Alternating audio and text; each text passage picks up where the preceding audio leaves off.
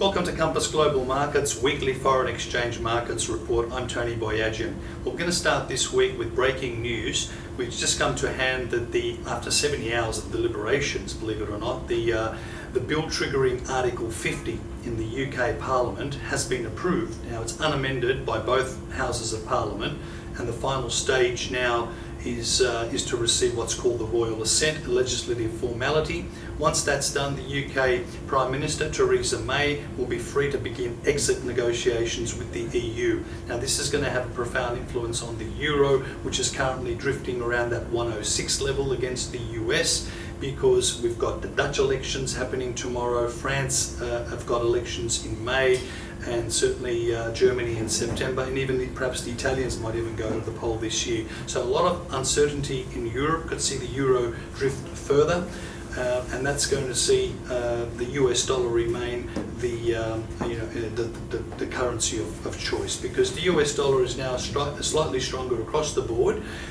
We've seen US treasuries edge higher overnight. It's up towards 2.6% on the 10-year yields, and we've seen the Aussie dollar grind a little bit higher as well. So that's supported by the fact that iron ore prices are back up towards that $88 a tonne. Now we've got Chinese data out later today. Retail sales, we expect them to be robust because of stable employment conditions, and we're forecasting industrial production in China to expand by 6.2% as well, in line with improvements in their manufacturing survey. So this is all going to bode well for the Aussie dollar. We believe even if the US raises interest rates, which they will on Thursday, 25 basis points has been fully priced into the market, we believe the Aussie dollar will stay fairly well resilient in that 72 to 78 cent range.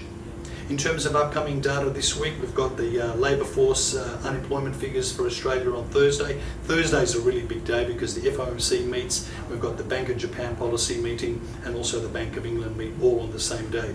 Now all eyes are also on President Trump's pro-growth, pro-inflation economic policies. We know it's going to cause US interest rate yield curve to steepen. It's probably going to see the Aussie yield curve follow, and the market's going to keep an eye out to see what sort of announcements they make about their tax reform packages.